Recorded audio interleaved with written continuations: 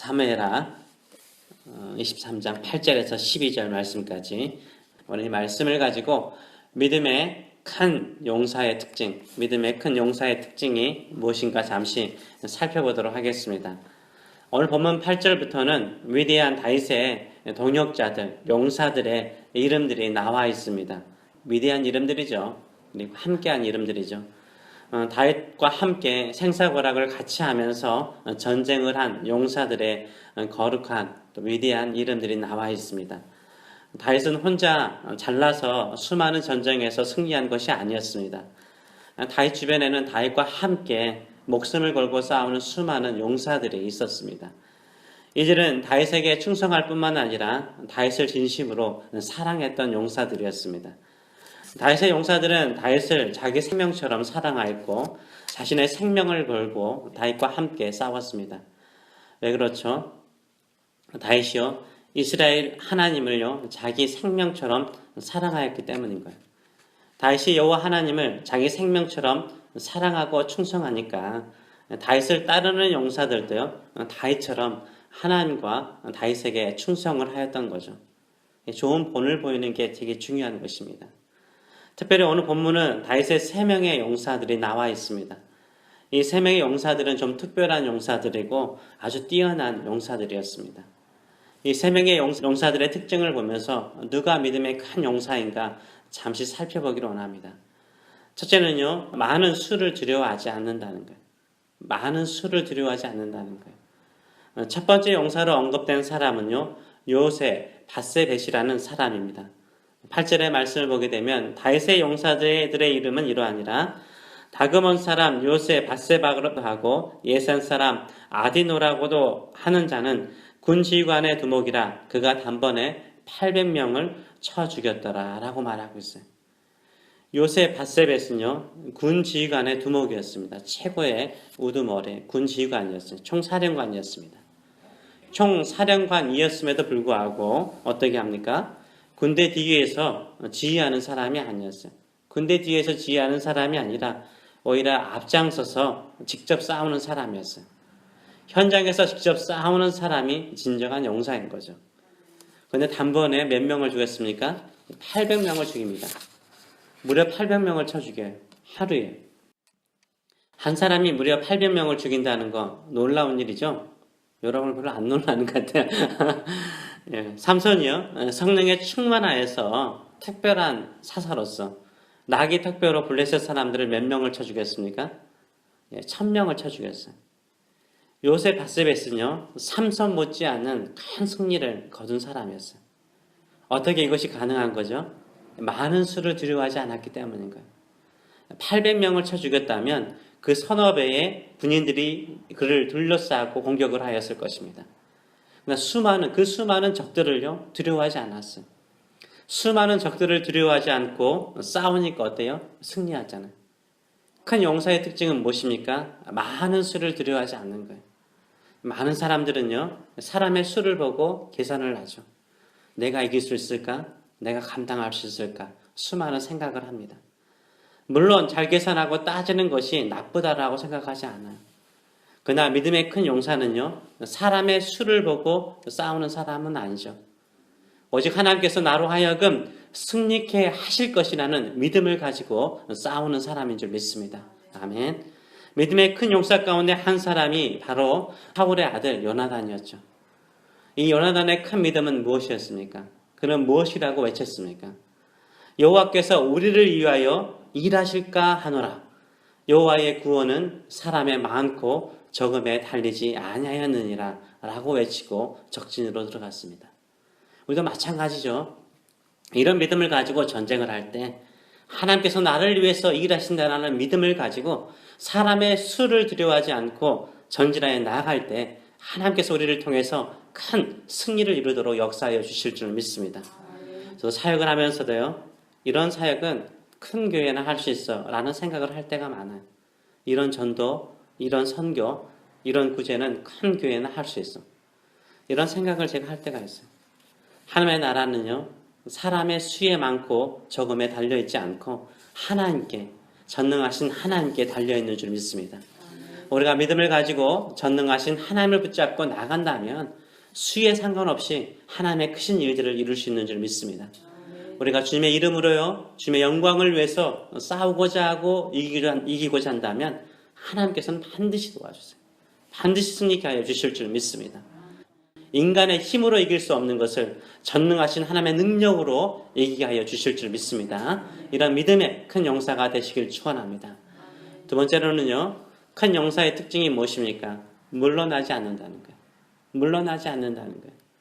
큰 용사의 특징은 물러나지 않는 거예요. 물러나지 않고 끝까지 싸우는 거예요.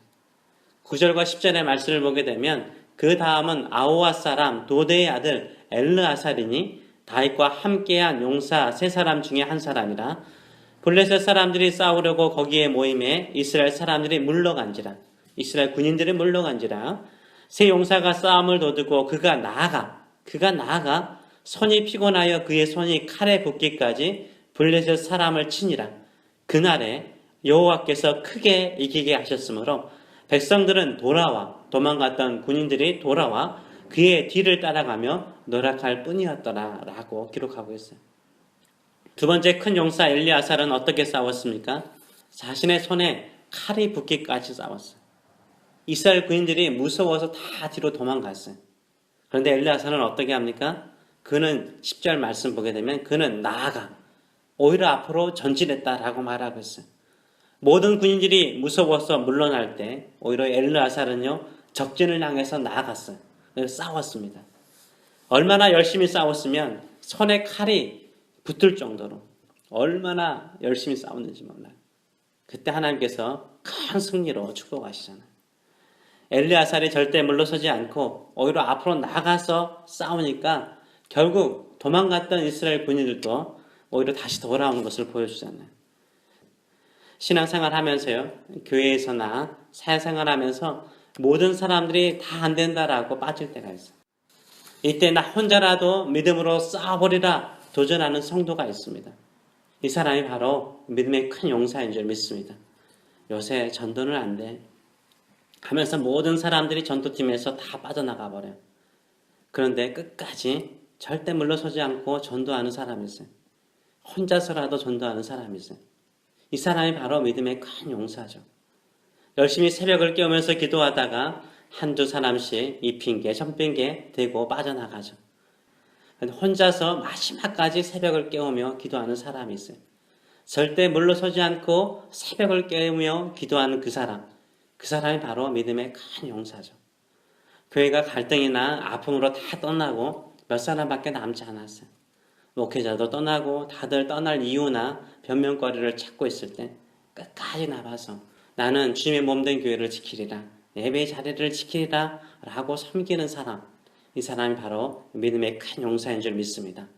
다들 도망가고 물러날 때 오직 믿음으로 내가 앞장서 싸우리라, 그런 사람이 믿음의 큰 용사인 거예요. 이런 사람은요 반드시 하나님의 축복하세요. 큰 용사로 세워주시는 줄 믿습니다. 다른 사람과 비교할 수 없는 사람으로 세워주시는 거예요. 한 사람이라도 절대 물러나지 않고 싸울 때 도망가던 사람들조차도 다시 돌아오잖아요. 저 여러분 이런 큰 믿음의 사람인 줄 믿고 이 믿음의 용사로서 싸워나가시는 저 여러분 되시길 축원합니다. 세 번째로는요, 한가운데 서서 막는 사람이, 믿음의 큰 사람은요 한가운데 서는 거예요. 세 번째 용사 삼마가 나옵니다. 11절과 12절의 말씀을 보게 되면 그 다음은 하랄 사람 아게의 아들 삼마라. 블레셋 사람들이 사기가 올라 거기에 녹두나무가 가득한 한쪽 밭에 모임에 백성들은 블레셋 사람들 앞에서 도망하며 또 도망간 거예요. 그는 그 밭 가운데 서서 막아 블레셋 사람들을 친지라. 여호와께서 큰 구원을 이루시니라. 다 도망갈 때 오히려 밭 한가운데 당당하게 딱 서서 싸우니까 누가 도와주셨어요?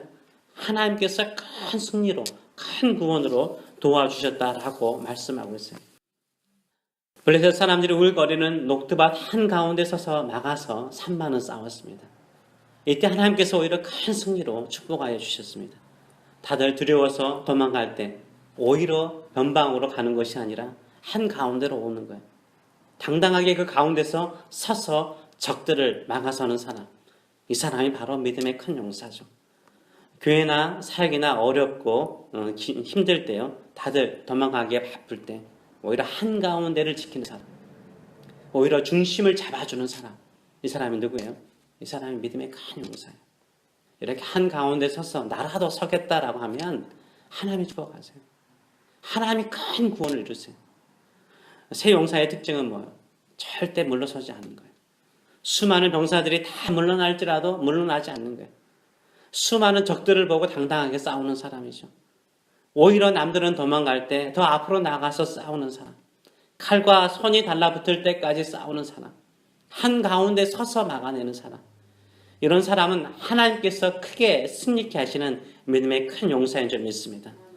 히브리서 10장 38절은 여러분 잘 아는 말씀이잖아요. 나의 의인은 무엇으로 살리라? 믿음으로 살리라. 믿음으로 말미암아 살리라. 또한 뒤로 물러나면 내 마음이 그를 기뻐하지 아니하리라 하셨느니라 라고 말하고 있어요. 우리는 믿음의 사람이잖아요. 이런저런 핑계로 믿음으로 살기 힘들다고 뒤로 물러나면 하나님의 마음이 기쁘지 않대요. 오히려 나는 믿음으로 살리라. 의인은 믿음으로 말미암아 살리라. 믿음으로 전진하면 하나님께서 반드시 승리를 안겨주실 줄 믿습니다. 이 땅에 무너진 것이 얼마나 많습니까? 무너진 가정, 무너진 믿음, 무너진 교회, 무너진 선교, 무너진 전도 등등 그 무너진 곳을 당당히 막아서서 기도로 싸우는 믿음의 용사들이 되시는 저 여러분 되시길 축원합니다. 하나님께서 부족하지만 연약하지만 나라도 한가운데 서서 내가 당당히 싸우겠습니다 라고 믿음을 가지고 나갈 때 하나님이 기뻐하셔서